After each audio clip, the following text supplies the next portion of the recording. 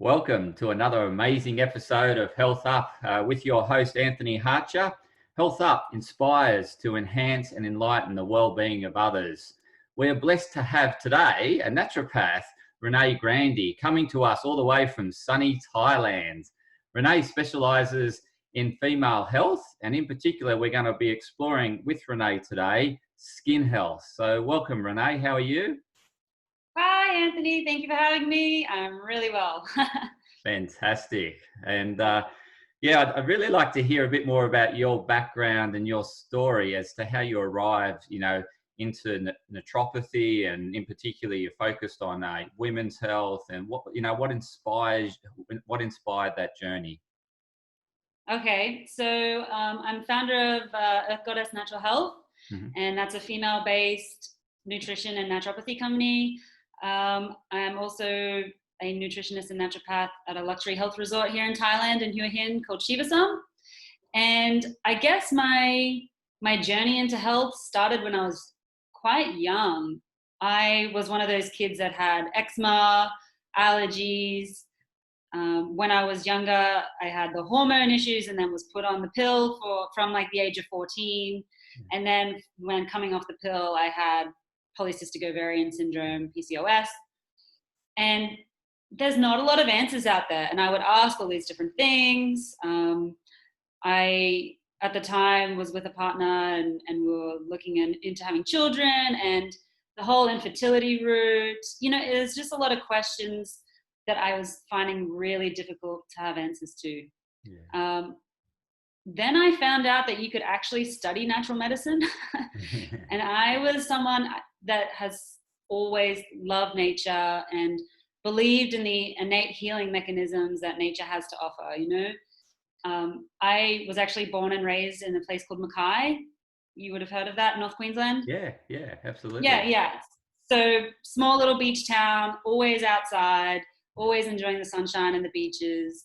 And yeah, I think I just always love natural, healthy food. My mom grew all of her own fruit and vegetables, and we've always tried to live a healthy lifestyle. And I found that was what really made a massive difference in my health journey personally. Yeah, wow. So it was really very much inspired by your upbringing. First of all, your parents sort of giving you that great stepping stone into life with, serving up healthy foods and really embracing outdoor activity. And then through your own health journey, you've discovered that there's so much more to healing than just taking a pill, so to speak. And definitely. Yeah. Studying nutrition and naturopathy, when I was in my classes, I was like so happy and excited to be around the people. The lecturers were always fantastic, so knowledgeable. I just wanted to obtain all of their knowledge. And I was just really excited to be learning about the body, about biochemistry, about how herbs and nutrients interact with our bodies. And it is so fascinating.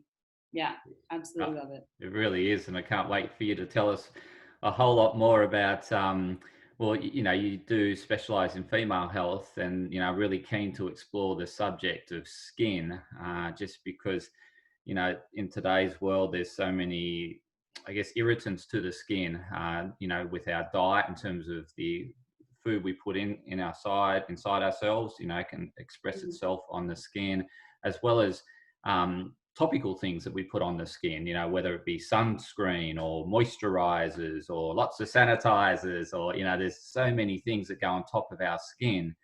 And, time and time again, people are coming up with various sort of rashes or acne and, these sort of skin conditions which frustrate them because it's so visual. So really keen really keen to explore that with you, and, some of the top tips that you have around, I guess, how do we maintain great skin health and really look after it so it's vibrant and glowing?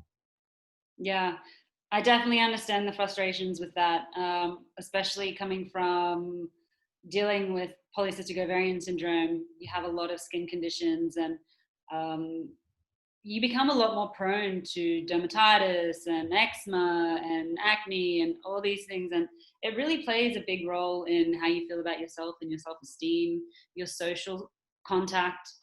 So that's why I had to dive really deep into the female hormone realm and understand it, because there's so many women that are dealing with all of these issues. And it's not an easy fix, which is the hard part.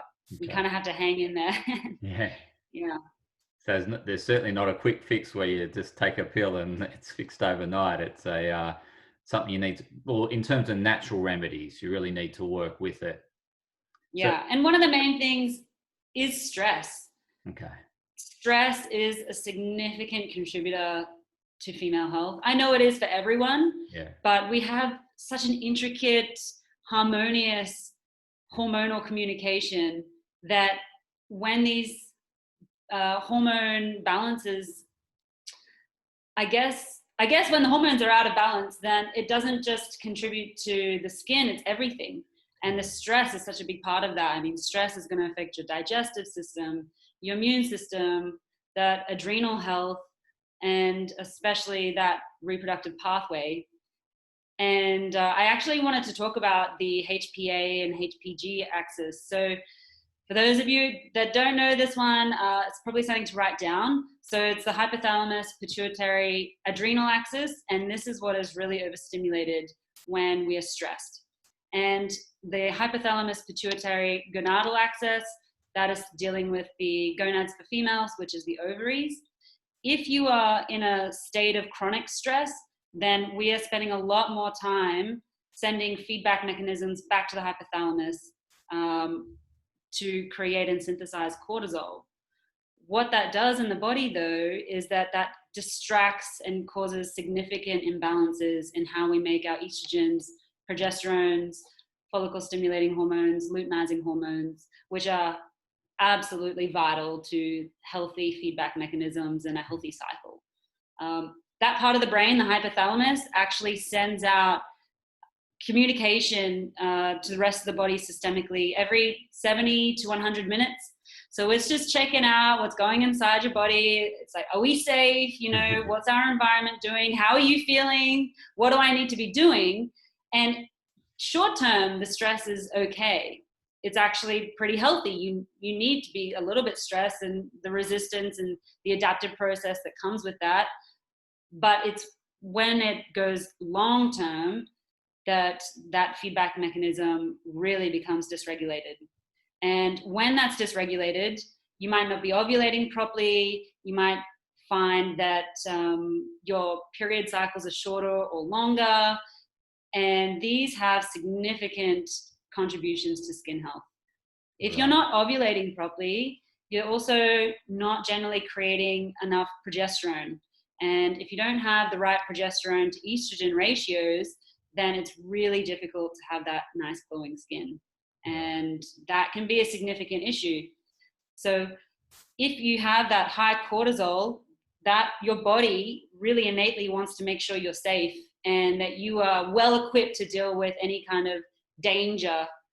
It doesn't really decipher whether you're stressed at work with kids, lack of sleep, or if you're actually genuinely being attacked. It just knows that you're in an unsafe environment for a long time, and that is going to be the main thing that it's going to worry about and send nutrients to. And so on the subject matter stress, and given it's such an implicator in terms of our hormonal imbalance and therefore having the implications on our skin health, what can we do to help manage this stress and help reduce that cortisol level so it's not so impacting and we can balance our hormones a whole lot better?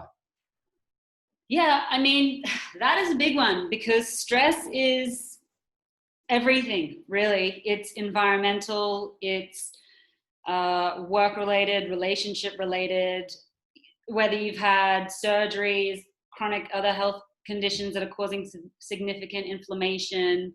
It can be things like even antidepressant medication. So it's really important to find your trigger. That is the number one. That's the number one step, because you might have 10 out of these things and be like, okay, so I really don't like my job. I'm fighting with my partner all the time, and my kids are driving me nuts. I can't sleep.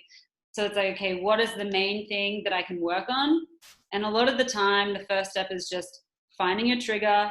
Okay, I really need to make sure I can get a good sleep to be able to adapt to the rest of the stress. If you're not getting a good sleep, your body doesn't actually recalibrate at night.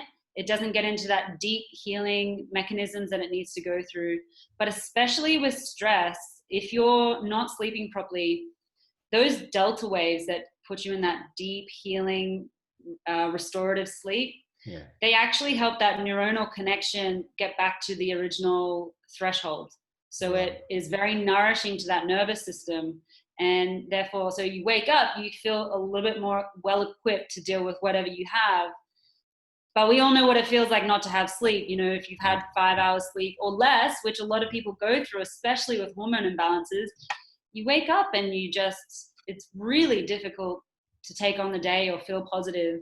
So make sure you get enough sleep, really get back to the basics with things, sunshine, making sure that you're not having excessive processed foods. Really just cut the processed foods out, you know, go whole food. It makes such a big difference.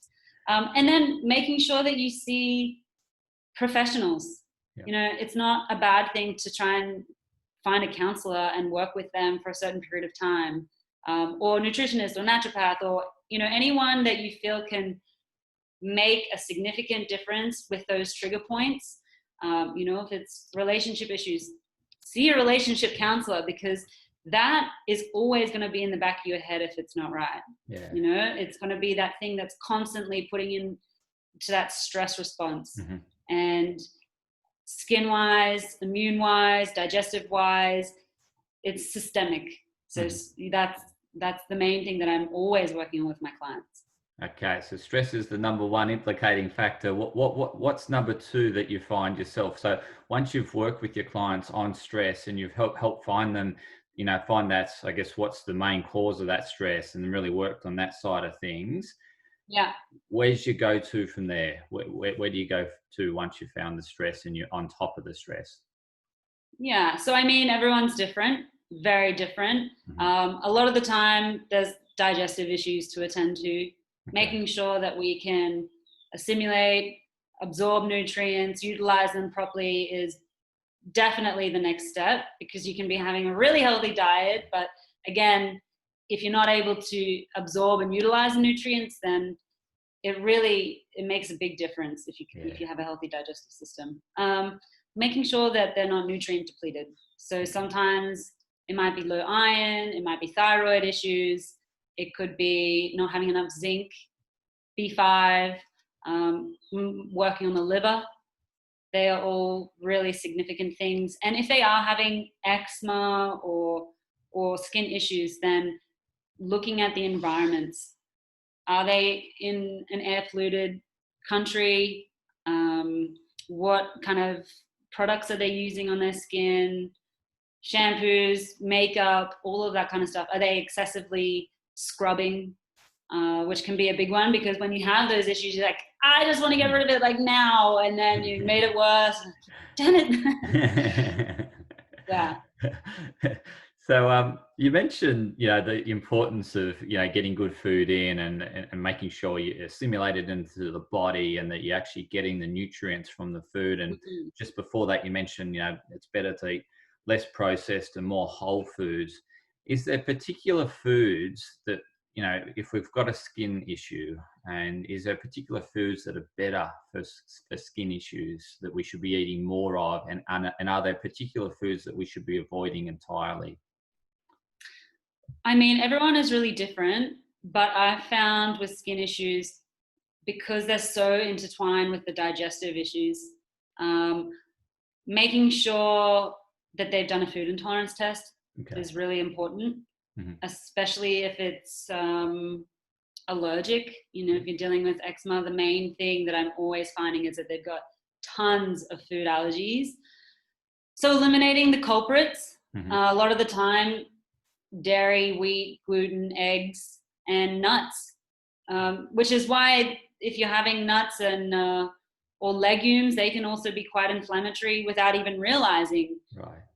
So this is why it's got to be an individualized protocol, because to tell everyone to just drop that and legumes and this and that, then everyone's like, I don't know how to deal with this. And if you test, and same with pathology testing, a good blood test or saliva test, you really have an individualized approach and you could go straight in and target those pathways. So yeah, food allergy testing, keeping away from the inflammatory foods.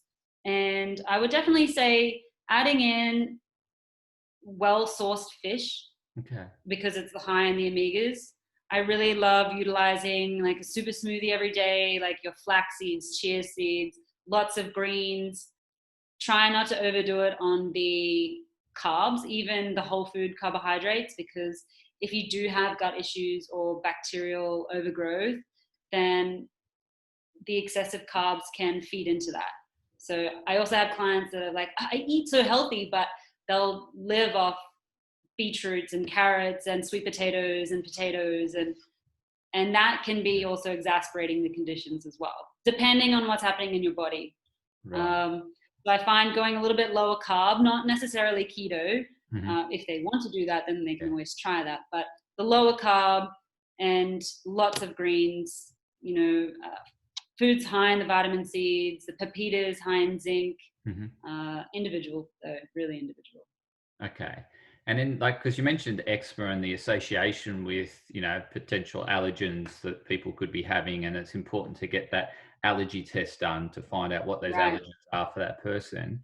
In the event of acne, what's your approach? Obviously, yes, stress is, stress could be an implicating factor there and imbalancing hormones because of high cortisol.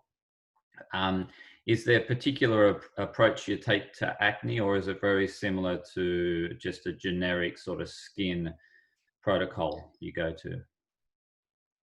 The thing is that there's so many contributing factors. Whether it's hormonal, environmental, stress. So I would definitely say, again, that can be exacerbated by the high carbs and high sugars. You will have significant issues with that, especially with our ovaries. We actually have insulin receptors on them. So if you're someone that is having hormonal imbalances or even with PCOS, then eating the high carb diet, the resistance can happen within the ovaries and cause more testosterone, more sebum, skin conditions. So once they've gone whole food and they're still having issues, the teas, like the herbal teas, are really nice, incorporating the rose hips, white mulberry. I mean, I'm thinking more Thailand, cinnamon. It really individualizing the approach, reducing down the caffeine, making sure you're getting more bone broths in, collagen support. Bone broths are an excellent one. If you can have a cup of that a day, make sure it's organic, well-sourced, grass-fed, or if it's going to be fish bones, making sure that it's really well-sourced as well, because the bones store the toxins. So bone broths, anti-inflammatory, really whole food, lots of greens with everything. And not overdoing it on meat as well. That's another big thing, every other day. So, yeah. And in terms of high carbohydrates, what do you consider being high carbohydrates? I think it's depending on the person, but I would say if you would have one meal a day that is a nice portion of carbs, and then have the rest as more greens based or low carb vegetable based, I think that's really good. Not overdoing it with the fruit, so 1 or 2 pieces max. So you're still getting the antioxidants and the fiber from the fruits. But if you are stuck in these chronic health conditions, it is really difficult to get back into balance. So sometimes you do, for 2 or 3 months, have to limit it down a lot, really go super anti-inflammatory, nourish your body with the nutrients, herbs, supplements, and then see how you go incorporating more. So it's allowing time. I think some of the key points I've picked up from chatting with you is certainly how much stress is an implicating factor on the skin.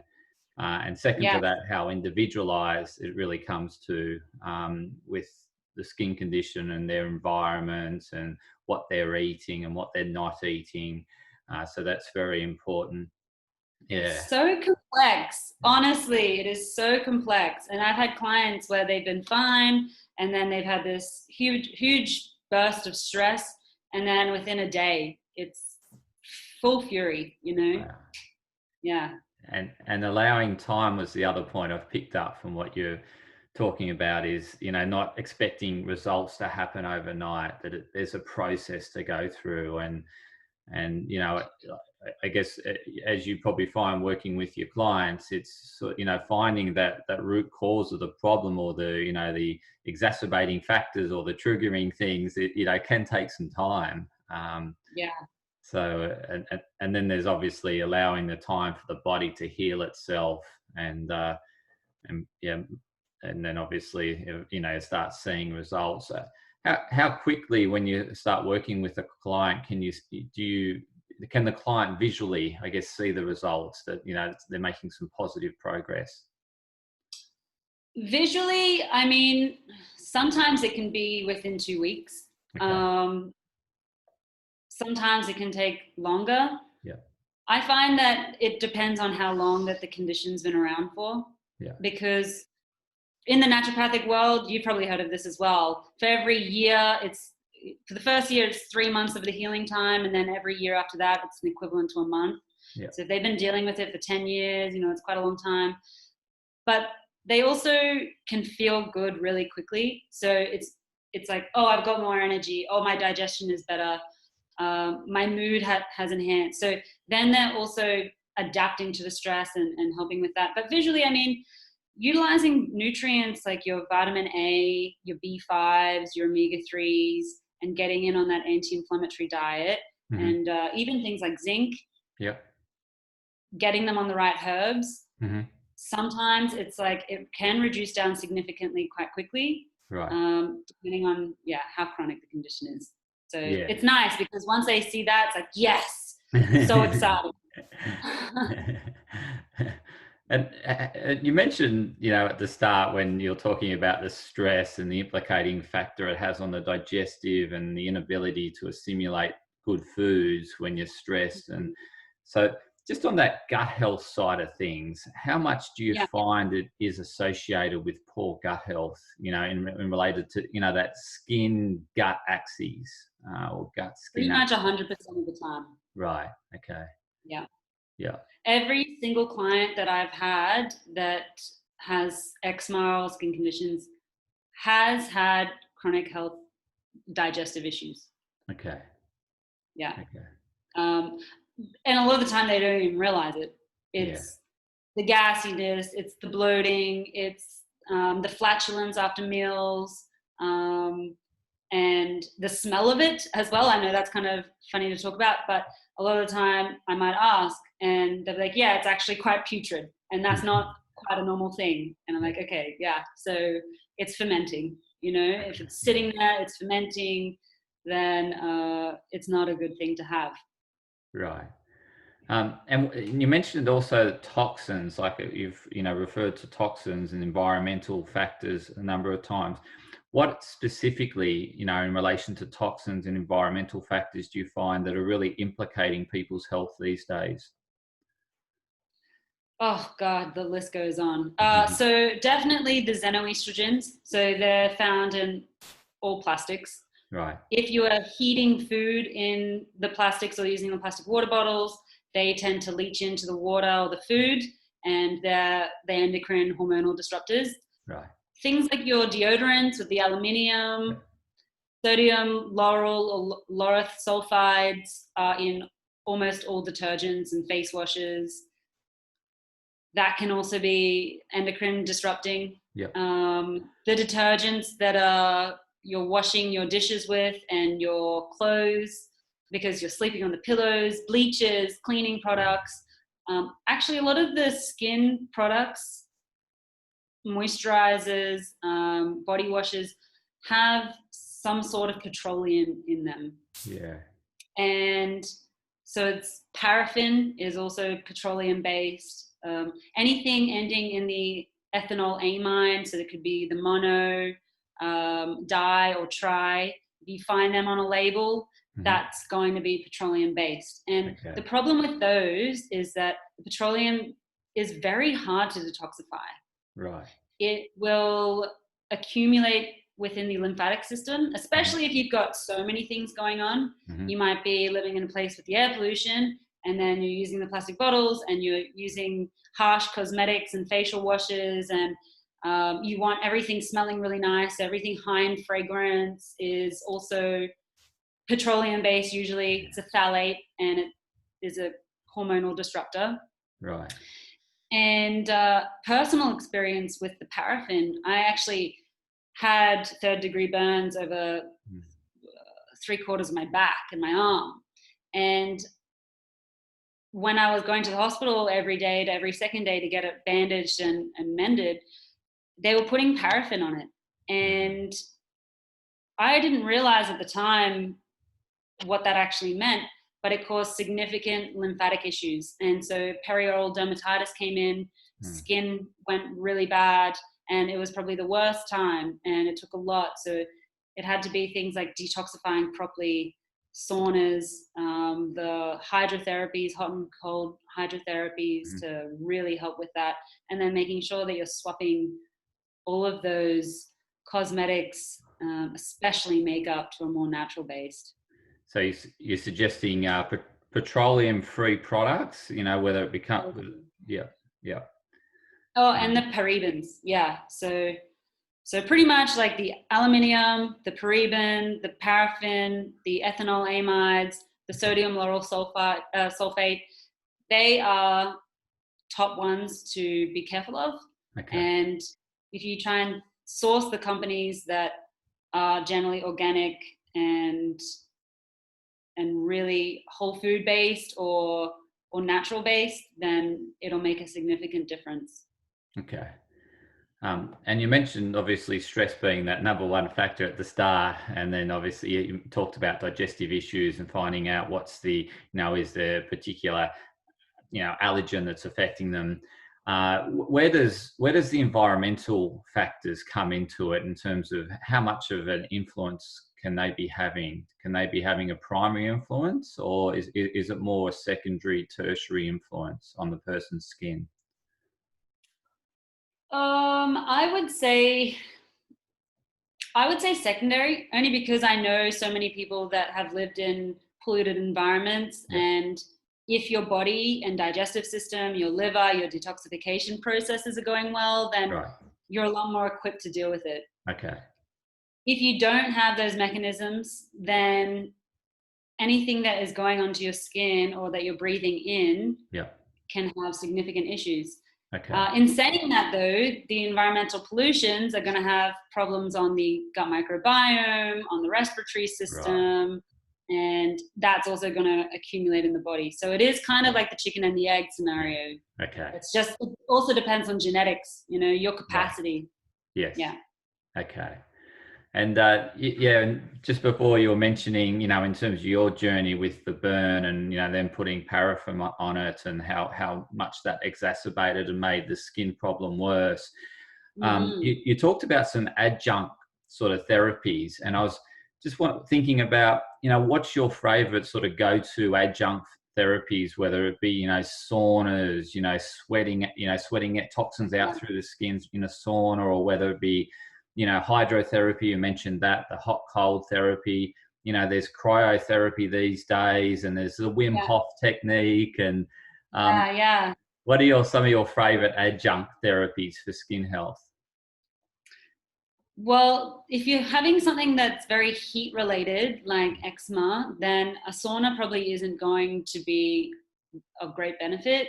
But I found that the hydrotherapy works really nicely with that, because you're not going into excessively hot water. It's just warm and cool, and it's nice because it gets the blood flowing. With things like the acne and the toxin accumulation, then for me, I found personally that the saunas are incredible, especially the infrared saunas as well, because they have that light wave mechanism that penetrates deep into the cell. So They would be my top ones. I haven't personally tried cryotherapy. I know Epsom salt baths, the foot soaks.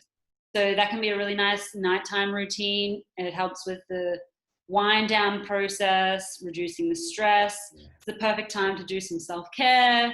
Yeah.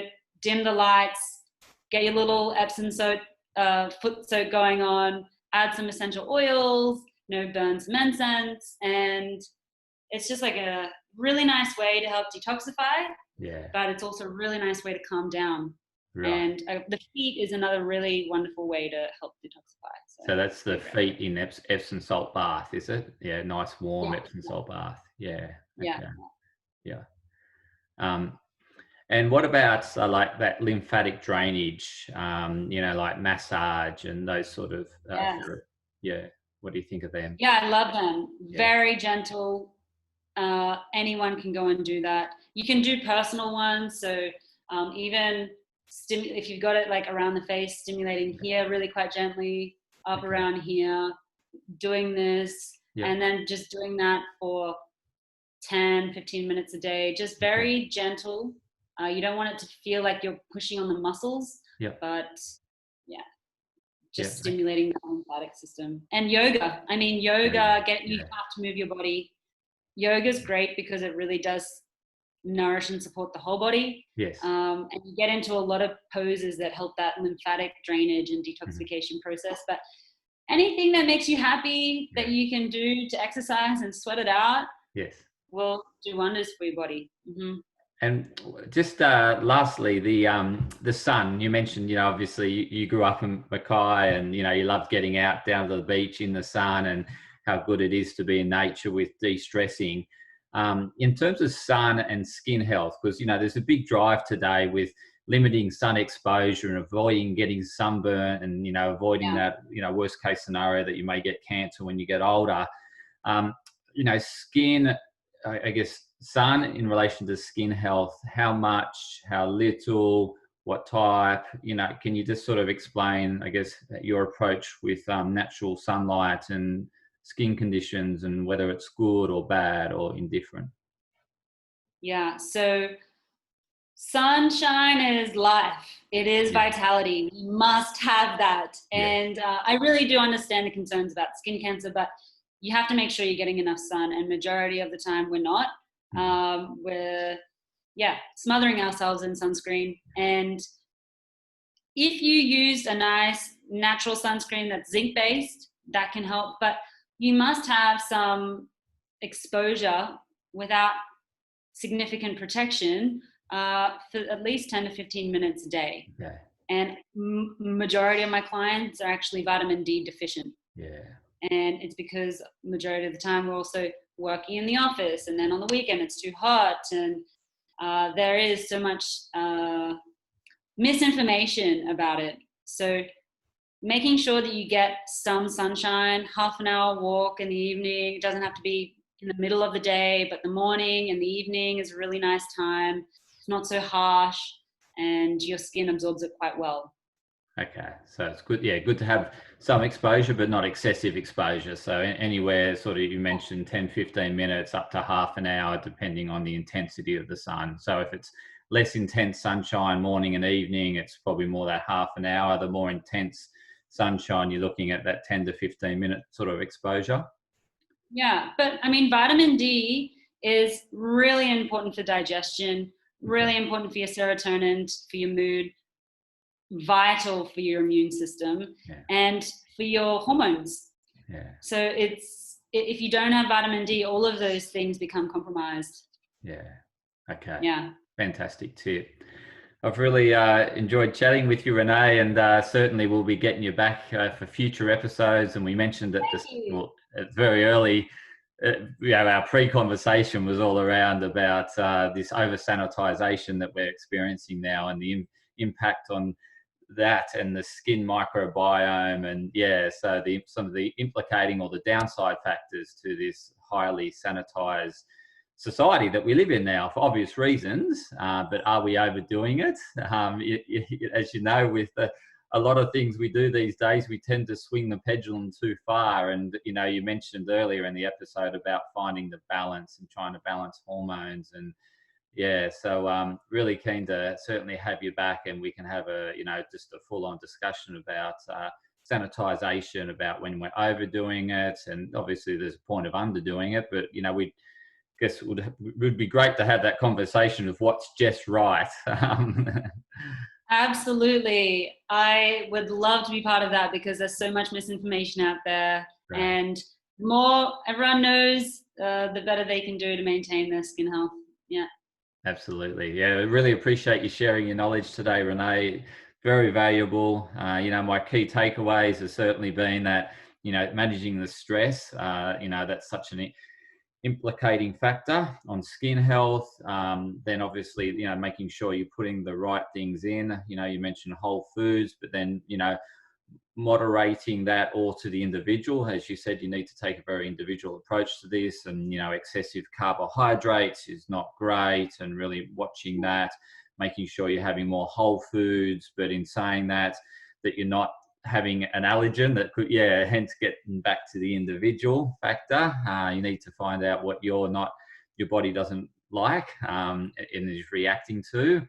So I really like that. And then obviously you went on to all sorts of things around adjunct therapies that can really support various skin conditions, and you know, I guess the pros of having, you know, adequate sun exposure. Is there any other finishing top tip you want to share with us in relation to skin health before we go? I would just say my top tip is try not to let it get you down too much, because I know it can be something from a personal perspective, how frustrating it can be. Know that it can take time. Know that you're doing the best you can. If you have been trying to sort this out for a long time and you're not getting anywhere, then make sure you're having someone holistically and comprehensively looking at it. Make sure that you are getting enough vitamin A, B5, your B vitamins. Yeah. Make sure you're working on digestion and looking at your environment. So yeah, it's about getting back to the basics. Yeah. It really is about getting back to the basics. If you can create a really nice environment for yourself, the better it will be. And so for anyone listening in that may have been, you know, experiencing a skin condition for quite some time and really like your individualized based approach, how can they best get in contact with you, Renee? Going to my website, which is earthgoddessnaturalhealth.com. Okay, yeah. earthgoddessnaturalhealth.com.